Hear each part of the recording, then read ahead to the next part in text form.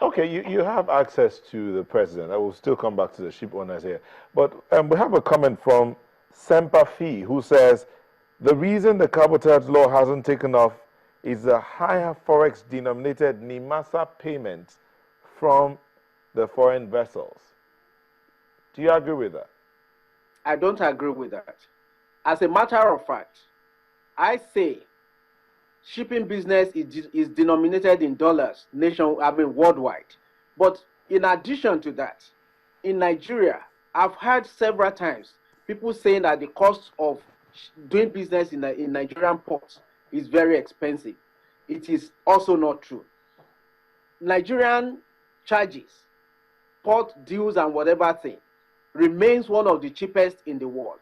But their complaint can only be linked to the fact that if a ship comes to Nigeria and this ship, instead of staying 2 days, is now obliged to stay 3-4 days, that's additional cost that will be borne by the agent and will also interpret, will also be taken back to the cost of bringing goods to Nigeria. That will make it high. It also can go back as far as the people declaring the Nigerian water as unsafe, which we are yet to be able to get out of it completely, despite the enormous effort and the successes we've recorded in whittling down the piracy in the waters. It is not very correct to say the denomination is a problem. No, you said about vessels having to stay longer than they normally would. Instead of staying, say, 2 days, they would end up staying 3 or 4. What would be the reason for a vessel staying longer than it should and having to pay extra money in dollars? For example, in this peculiar case, the problem can be traced to some of the importers. A man that brings in a 30,000 metric ton ship and has not made arrangement for STS, that's the ship-to-ship transfer services, bearing in mind that the big vessel cannot get to the port. The smaller ones that will approach it to take smaller products into the port, you need to have made adequate arrangement for that. Get your mooring masters in place, get the tugboats in place. Many of them will not do that until this ship has arrived in Nigeria. Then they begin to look for who has a 10,000, who has a 5,000 metric ton, who can give me fenders and all that. These are time wastages that will also go to financial losses. Oh, all right, let's come back to the ship owners here. Are you playing your role in the act as you should? I first want to address the issue raised by the SSA concerning rickety ships. What does that mean? I don't know what it means. There is nothing like rickety ships. You understand? It doesn't exist. A ship that is seaworthy is a ship that has been certified appropriately.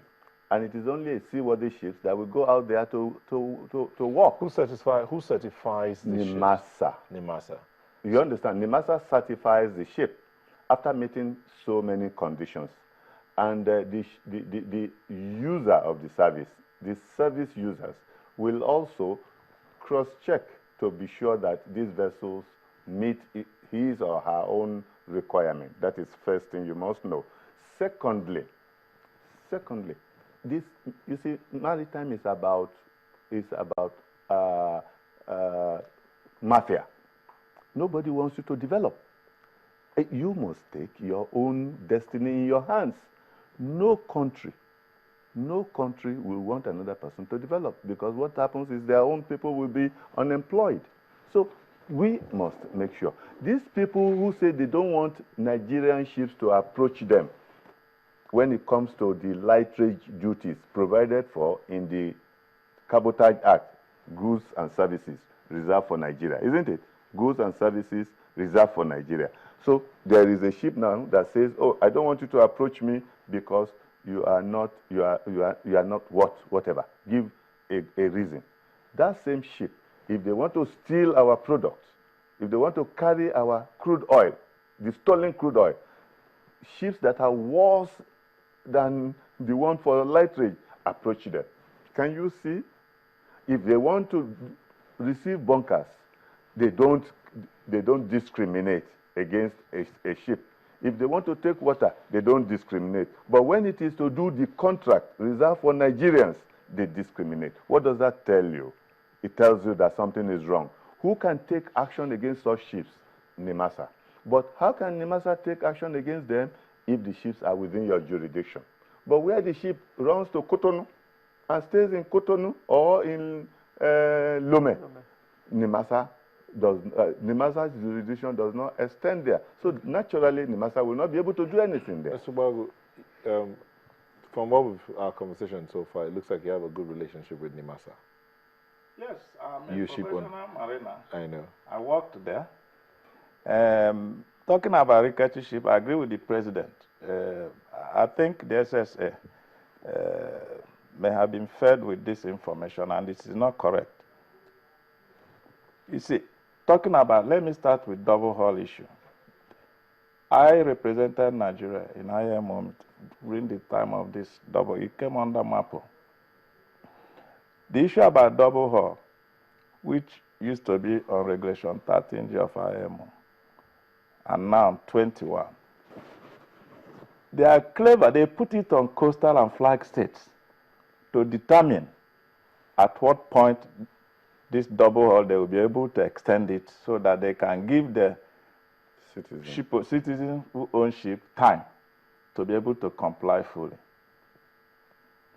So there's no way any ship that comes to Nigeria and has issue to lighter can refuse a Nigerian vessel. It's just not proper. When NIMASA has surveyed the vessel and given her all the trading certificates, both statutory and classification certificates. NIMASA has a number of classification societies that are working for them. They recognize international, Lloyd's, ABS, Bureau Veritas, INSB, and the whole, about 6 of them or so. So how can NIMASA sit and allow vessels here dictate which vessel comes close to them to? Because the responsibility of NIMASA to ensure that that doesn't happen. That's also one of the failings, you know, and I'm calling on them to address that issue because it's not proper. If you have given me a certificate to operate, you cannot turn around and somebody tells you, I don't want it, and you just sit by. You should say, if you don't want it, don't come to Nigeria. That's the clear thing about shipping. Okay.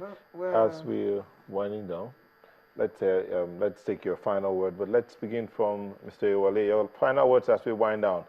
How do we move forward from where we are? Yeah, thank you. I think the very best way to move forward is for the incoming administration to ensure that nobody comes to the Nigerian Ports Authority claiming to be coming from Cotonou. Cotonou does not have fuel, they do not have petroleum, they cannot be supplying fuel to Nigeria. All landings in the port must reflect the true origin of that vessel, and STS done must be done within Nigerian waters. That the incoming administration must ensure it happens. All right. Thank you. Thank you. Captain? I agree with the SSA, that must happen. Cotonou or Lomé must stop forthwith. That is one. Two, immediately those ships move to Nigeria, we will create about 1 million jobs directly and indirectly, immediately, with a very high disposable income of over 10 billion. All right, thank you. So, Babu. Yes, I have to key into what the SSA said. Nigeria has to criminalize that trade. And like he pointed out, I'm also an advocate that any vessel that goes to Cotonou and gets bill of lading to Nigeria, because they don't have refinery, these things did not take off from there, that vessel should be detained. We have to issue out notice warning ship owners, agents, that no more lifting from offshore Cotonou to Nigeria. That vessel will be impounded because it is against international trade and international shipping. Thank you very much. Please, two, NIMASA must ensure that no vessel they issue certificate, Nigerian vessel, is denied business in our waters. That is not proper. So they must ensure that all those vessels who are here allow Nigerians to partake in what is rightfully their trade. Thank you very much. We've been looking at the maritime sector focus on the cabotage law, and we've had in the studios from our Abuja studio, Leke Oyewole, Senior Special Assistant to the President on Maritime Issues, Services rather. Thank you for joining us. In the studio in Lagos, we had Captain Olani Labinjo, Maritime Lawyer, President, Nigerian Ship Owners Association, and Engineer Najiuno Ubuagu, former ED Operations NIMASA and Director General of Nigerian Shippers Association. Thank you for coming. Thank you. Sunrise will be back in a moment. Please don't go away.